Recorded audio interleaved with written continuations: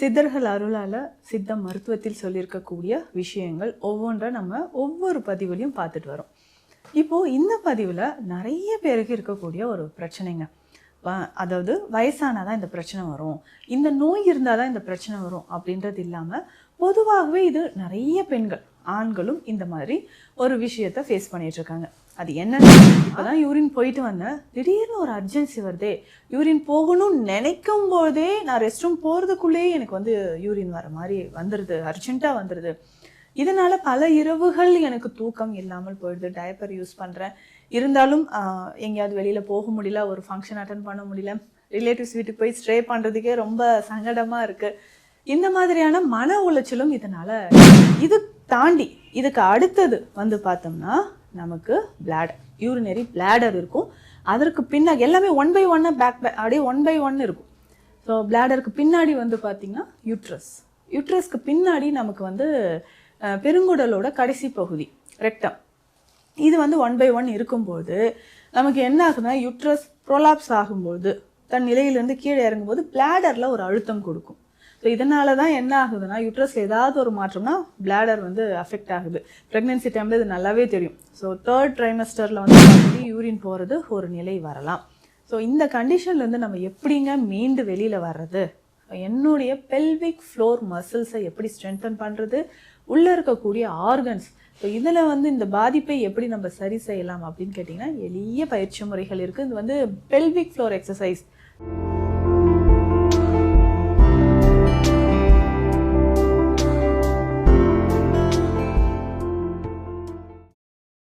வரம் நேயர்களுக்கு வணக்கம். நான் டாக்டர் நித்யா, சித்தா ஃபிசிஷியன்.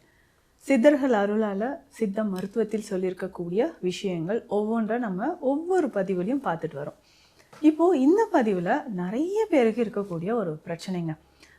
அதாவது வயசானாதான் இந்த பிரச்சனை வரும், இந்த நோய் இருந்தால் தான் இந்த பிரச்சனை வரும் அப்படின்றது இல்லாமல் பொதுவாகவே இது நிறைய பெண்கள் ஆண்களும் இந்த மாதிரி ஒரு விஷயத்தை ஃபேஸ் பண்ணிகிட்ருக்காங்க. அது என்னன்னு பார்த்தோம்னா, தும்மும் போதோ இருமும் போதோ டக்குன்னு எனக்கு யூரின் லீக் ஆகுது டாக்டர். இதில் விட பார்த்தீங்கன்னா யூரின் இன்கான்டினன்ஸ் அப்படின்னு சொல்லுவோம்.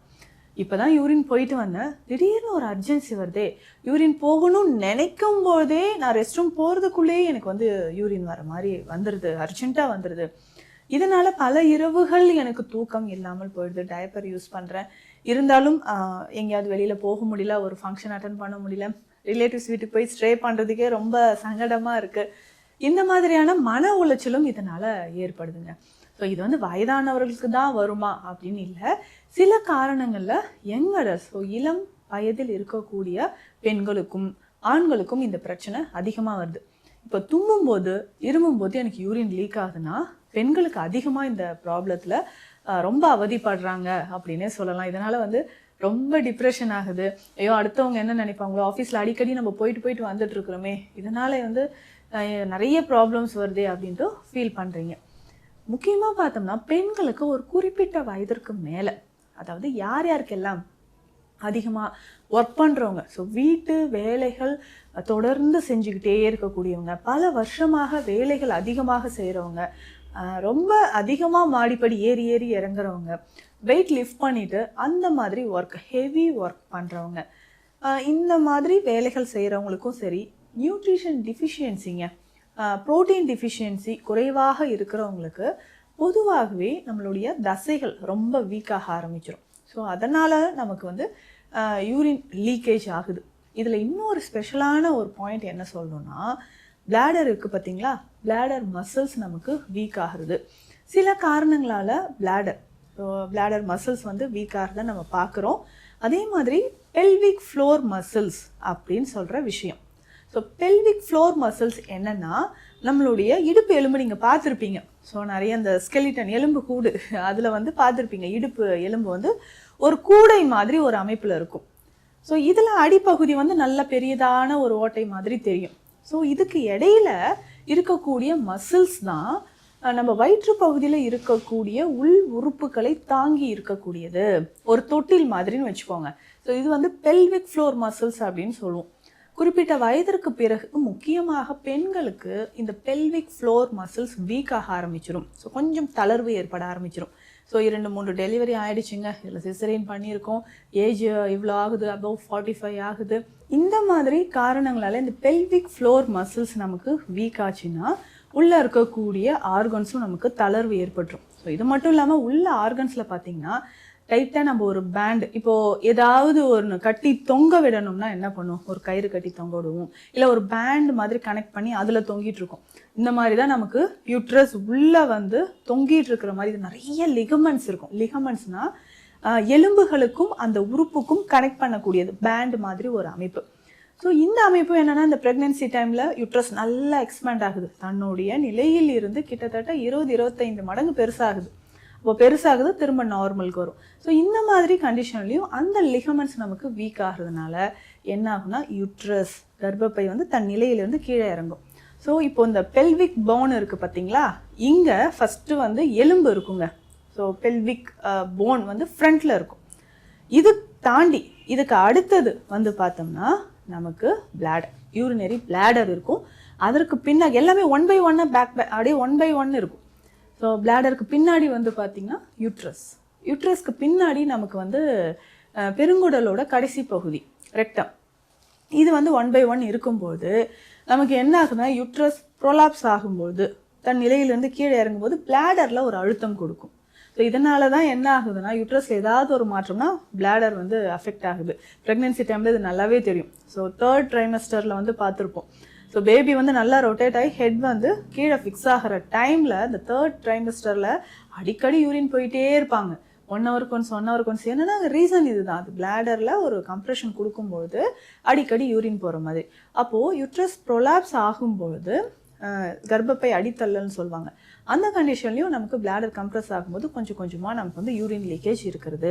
யூரின் ட்ராக்ட் இன்ஃபெக்ஷன் இது பெரும்பாலும் நிறைய பேருக்கு இருக்குங்க. சர்க்கரை நோயாளிகளாக இருந்தீங்கன்னா அடிக்கடி உங்களுக்கு இந்த பிரச்சனை நீங்கள் ஃபேஸ் பண்ணுவீங்க. ஸோ யூரினரி ட்ராக்ட் இன்ஃபெக்ஷன் வந்து ஏற்பட்டு அதனாலையும் என்ன ஆகுனா தும்மும் போதோ இரும்பும் போதோ உங்களுக்கு யூரின் லீக் ஆகிற மாதிரி இருக்கும். இதில் என்ன ஆகுனா பிளாடர்லேயே மசில்ஸ் வந்து வீக் ஆக ஆரம்பிக்கிறது.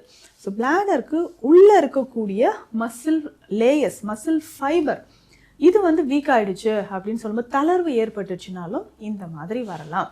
ஸோ அடிக்கடி யூரின் போகிறது ஒரு நிலை வரலாம். ஸோ இந்த கண்டிஷன்லேருந்து நம்ம எப்படிங்க மீண்டு வெளியில் வர்றது, என்னுடைய பெல்விக் ஃப்ளோர் மசில்ஸை எப்படி ஸ்ட்ரென்தன் பண்ணுறது, உள்ளே இருக்கக்கூடிய ஆர்கன்ஸ், ஸோ இதில் வந்து இந்த பாதிப்பை எப்படி நம்ம சரி செய்யலாம் அப்படின்னு கேட்டிங்கன்னா எளிய பயிற்சி முறைகள் இருக்குது. இது வந்து pelvic floor exercise, Kegel exercise அப்படின்னு சொல்லுவாங்க. இதை வந்து நம்ம தினந்தோறும் ஒரு 15-20 நிமிடங்கள் கட்டாயம் செய்யணும். இதனோட சில யோகாசன பயிற்சிகள் ரொம்ப முக்கியங்க, அதை வந்து நம்ம ஃபாலோ பண்ணணும். கோமுகாசனம் ரொம்ப முக்கியம், புஜங்காசனம் ரொம்ப முக்கியம், பத்தகோணாசனம் ரொம்ப முக்கியம். இந்த மாதிரி ஆசன வகைகள், திரிகோணாசனம் இதை செய்யும் பொழுதே உங்களுக்கு என்ன ஆகுனா பெல்விக் ஃப்ளோர் மசில்ஸ் வந்து நல்லா ஸ்ட்ராங் ஆக ஆரம்பிச்சிடும். இதை தாண்டி உணவு முறைகளில் தசைகளுக்கு வலிமை சேர்க்கக்கூடிய புரோட்டீன் நிறைந்திருக்கக்கூடிய உணவுகளை நம்ம எடுத்துக்கணும். இப்போ புரோட்டீன் நிறைந்திருக்கக்கூடிய உணவுகளை நம்ம பயன்படுத்த தசைகள் இறுக்கம் ஏற்படுறத நம்ம பார்க்குறோம். அப்போ அடி வயிற்று தசைகள் இறுக்கமடைய சில எண்ணெய் தைல வகைகளை நம்ம அப்ளை பண்ணலாம். இந்த தைல வகைகள்னால் அடி வயிற்று பகுதிகளையும் சரி, இடுப்பை சுற்றியும் முதுகு பகுதி எல்லா இடங்கள்லையும் இந்த தைல வகைகளை நம்ம அப்ளை பண்ணிக்கிட்டே வரலாம். ஸோ காய திருமேனி தைலம் ரொம்ப முக்கியமானது. தளர்ந்த தசைகள் இறுக்கம் அடைவதற்கு உங்களுக்கு காய திருமேனி தைலம் பயன்படுது. ஸோ ரெகுலராக நம்ம இந்த காய திருமேனி தைலம் அடி வயிற்று பகுதியில் முதுகு பகுதியில் நம்ம அப்ளை பண்ணிக்கிட்டே வரும்பொழுது கொஞ்சம் கொஞ்சமாக நமக்கு தளர்ந்த தசைகள் இறுக்கமடைய ஆரம்பிக்குதுங்க. இதுக்கப்புறம் நம்ம என்ன உணவு எடுக்கலாம், நல்ல துவர்ப்பு சுவை இருக்கக்கூடிய உணவும் துவர்ப்பு சுவை இருக்கக்கூடிய மூலிகைகளும் நம்ம எடுக்கணும். ஸோ அந்த மாதிரி நீங்கள் எடுத்துகிட்டே வரும்போது தசைகள் இறுக்கமடையும். அடிக்கடி யூரின் போகணும் அப்படின்ற ஒரு சென்சேஷன் குறைய ஆரம்பிக்கும். அப்போ துவர்ப்பு அப்படின்னு பார்த்தோம்னா கடுக்காய் கற்பம் நீங்கள் எடுத்துக்கலாம். அவ்வளவு சக்தி வாய்ந்த ஒரு மருந்து அப்படின்னா கடுக்காய் கற்பம். ஸோ பெண்களுக்கு ஒரு குறிப்பிட்ட வயதிற்கு மேலே அடிவயிற்று தசைகள் நல்லா இறுக்கம் அடைகிறதுக்கும், இந்த urine leakage, so bladder muscles வந்து நல்லா ஸ்ட்ரென்தன் ஆகிறதுக்கும், முக்கியமாக urinary tract infection, vaginal infection, so இது குறையிறதுக்கும் கடுக்காய் கற்பம், ஸோ காயக்கற்பம் மருந்து இதை வந்து நம்ம பயன்படுத்திக்கலாம். ஸோ இந்த கடுக்காய் கற்பம் எப்படி பயன்படுத்தலாம், ஸோ காலையிலும் சரி இரவும் சரி நெய்யோடு கலந்து நம்ம சாப்பிட்டுட்டே வரணும். 1/2 ஸ்பூன் அளவு, இது பொடியாக இருக்கும். ஸோ 1/2 ஸ்பூன் அளவுக்கு எடுத்து நெய்யில் கலந்து காலை இரவு 2 வேளையும் நீங்கள் பயன்படுத்திக்கிட்டே வாங்கலாம். இந்த கடுக்காய் கற்பம் அப்படின்னு சொல்கிறது கடுக்காய் பொடியை நெல்லிக்காய் சாறு விட்டு பாவனை செய்யக்கூடியது. ஸோ இந்த நெல்லிக்காய் சாறு விட்டு பாவனை செய்து நம்ம எடுத்துக்கிட்டே வரும்பொழுது கொஞ்சம் கொஞ்சமாக அந்த வலி உங்களுக்கு, அதுக்கப்புறம் இந்த தளர்ந்த தசைகள் நமக்கு இறுக்கமடைய ஆரம்பிக்கும். ஸோ கடுக்காய் கற்பம் ரொம்ப முக்கியமானது. ஸோ இதே மாதிரி பெண்களுக்கும் இன்னும் நிறைய பிரச்சனைகள் இருக்குங்க. அது எல்லாமே நம்ம வந்து கேர்லெஸ்ஸாக விட்டுறக்கூடாது. ஸோ இதனால் நிறைய பேருக்கு மன உளைச்சல் இருக்குது. ஏன்னா நம்மக்கிட்ட வரக்கூடிய பேஷண்ட் சொல்கிற விஷயம் தான் இப்போ இந்த பதிவில் நான் சொல்லியிருக்கேன். ஸோ இந்த அறிகுறிகள் இருந்தால் இந்த மருந்துகளை நீங்கள் எடுத்துக்கோங்க. இந்த பிரச்சனைகள் வந்து மிக விரைவில் நமக்கு குணமாகும். இந்த மாதிரி பயனுள்ள மருத்துவ தகவல்களுக்கு நம்ம பேஜை ஃபாலோ பண்ணுங்கள். சித்த மருத்துவம் தொடர்பான மருத்துவ ஆலோசனைகளுக்கு ஸ்க்ரீனில் இருக்கிற நம்பருக்கு காண்டாக்ட் பண்ணுங்கள். நன்றி.